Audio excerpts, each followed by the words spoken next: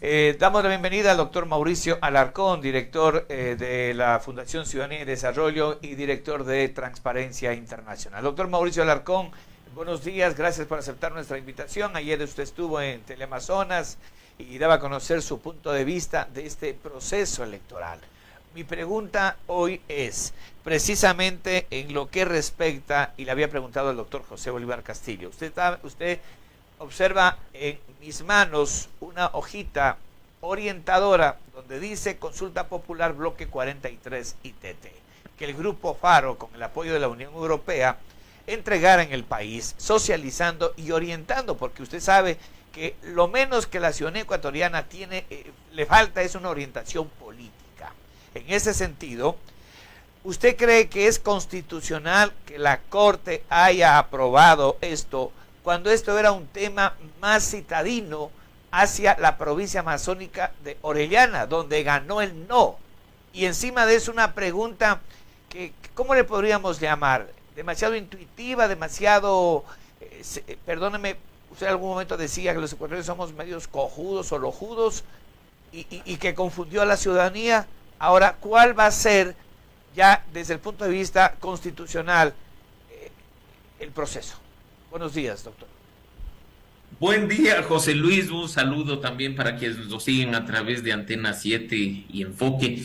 Yo me pregunto cómo, si las normas están escritas y no de manera nueva, sino desde 2008, la Corte Constitucional dio paso, por muy iniciativa popular que sea, a la consulta bajo los términos que recibimos el día domingo. Mira el problema que se ha armado hoy, pues teniendo un dictamen favorable de la Corte Constitucional y habiendo ganado una consulta nacional con el sí, se plantea esta disyuntiva de que, como la Constitución dice una cosa distinta, el gobierno decide interpretar el resultado y decir que no va a aplicar lo que se aprobó en las urnas del día domingo. ¿Por qué no lo dijo antes?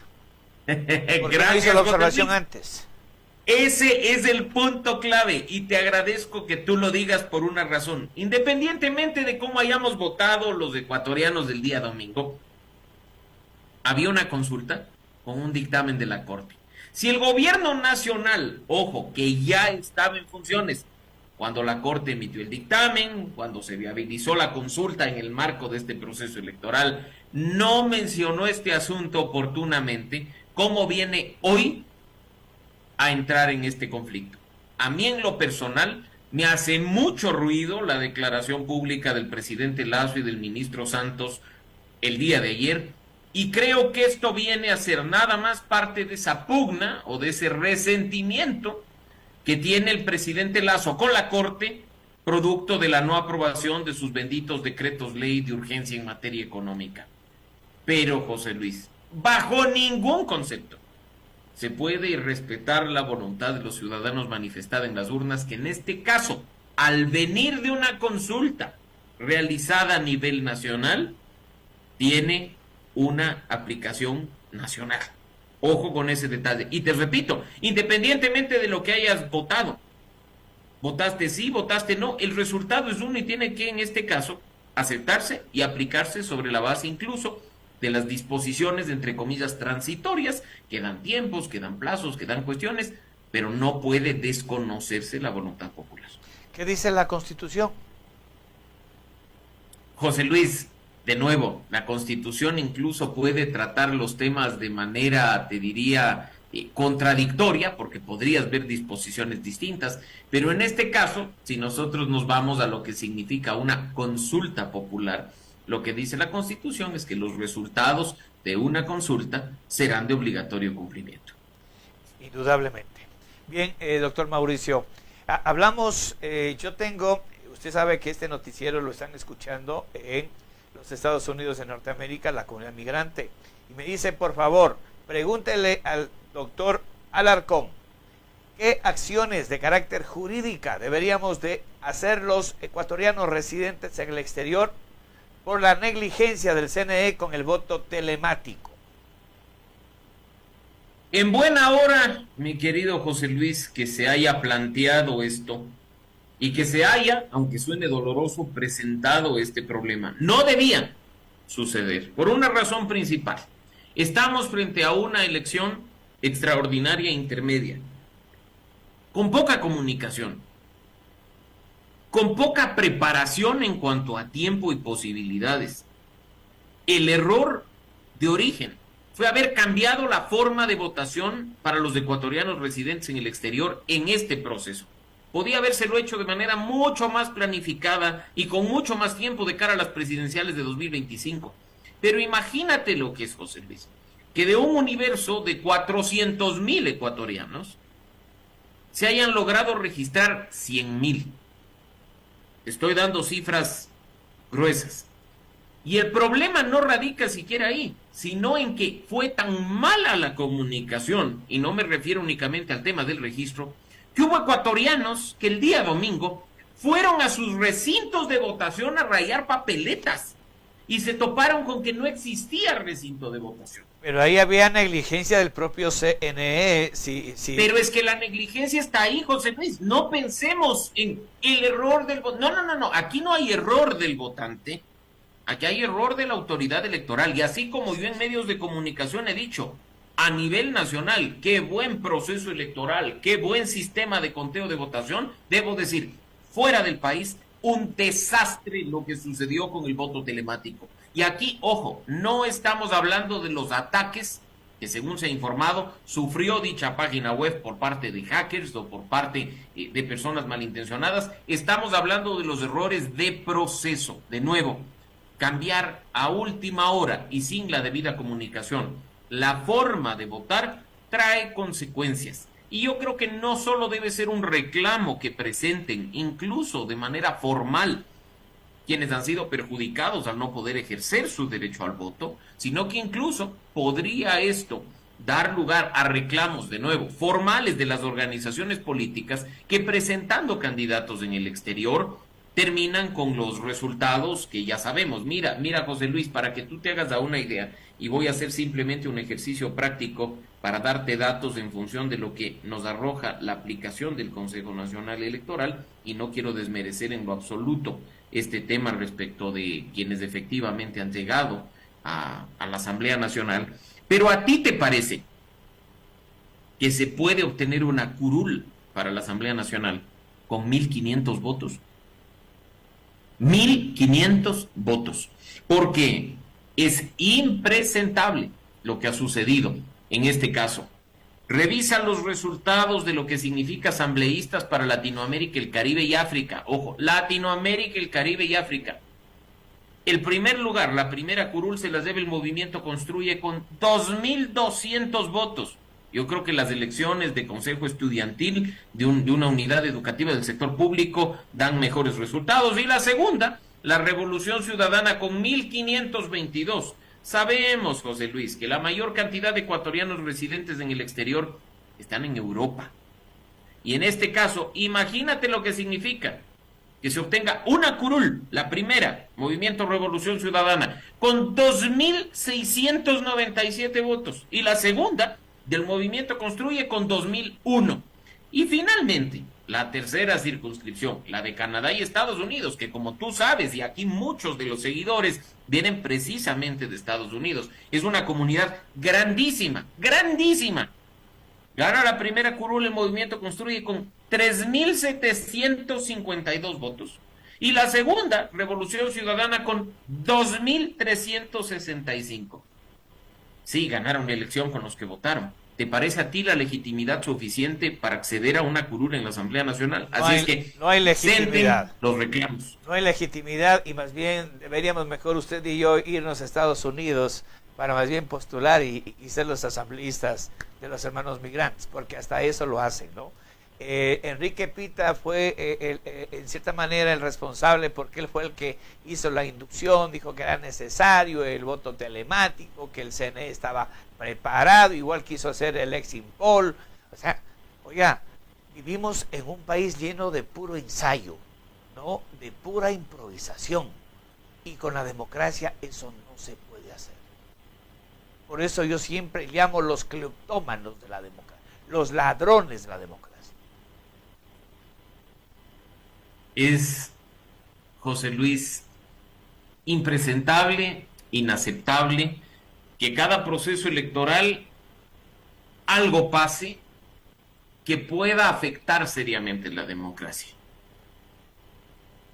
No te voy a mencionar lo que significa para la democracia y para las elecciones que te maten un candidato presidencial, porque sabemos que eso es quizá lo más bajo que puede suceder. Pero eso de que en cada proceso electoral vivamos una incertidumbre de si hay o no conteo rápido, si hay o no exit poll, si hay o no garantías para poder votar. Y encuestas, además. Bueno, y hablemos, y yo te iba a mencionar ese tema al final, pero te digo, me parece que es inadecuado eso de que cada proceso electoral sea una nueva aventura, tenga nuevas condiciones o tenga nuevas acciones. Yo creo que deberíamos partir sobre una base fija y estable y no estar cayendo en novelerías. Ya vimos la novelería del voto telemático en lo que ha terminado. Y eso, de nuevo, no debería tener cabida en nuestro país en su momento. Acuérdate lo que pasó con la novelería del voto electrónico, que se aplicó de manera de prueba en un par de cantones del país. Ya sabemos los resultados. Ahora, tú mencionas un tema adicional. El Consejo Nacional Electoral puede haber hecho, como digo, un muy buen proceso en cuanto a organización local. Puede haber sido brutalmente exitoso en el conteo de votos. Me parece un gran trabajo el que se ha hecho al respecto. Pero yo te hablo de transparencia, que es en lo que trabajo, mi querido José Luis, como tú sabes. Y que además usted, perdóneme, y por eso es que le hago esta pregunta, y que viene inmediatamente. Además, usted ha sido observador internacional en muchos países, ¿no? Igual que yo he estado en 2 países, pero el último observación electoral que se llevó a cabo en Colombia, concretamente en Bogotá, con las últimas elecciones presidenciales de Gustavo Petro, por ejemplo, mire, hay mucho que aprender de Bogotá, de Colombia, hay mucho que aprender de otros países e inclusive de Centroamérica. Sin duda, y voy a un punto de los que tú mencionas clave, José Luis. Usando el ejemplo de Colombia, que hoy tiene contra las cuerdas al presidente Petro por financiamiento irregular, para las reformas de 2020 y trabajando con el propio CNE, incorporamos en el Código de la Democracia el hecho de tener un sistema que en tiempo real nos permita a los ecuatorianos ver ingresos y gastos de las candidaturas, saber quién dona, cuánta plata da y en qué se gasta ese recurso. Hasta el momento, y aunque haya obligación normativa, ese sistema no se ha implementado. En Colombia, tú y yo en tiempo real, estando acá en Ecuador, podemos ver que eso pasa. Y lo hice como un ejercicio de vigilancia del proceso de las presidenciales últimas de nuestro hermano país.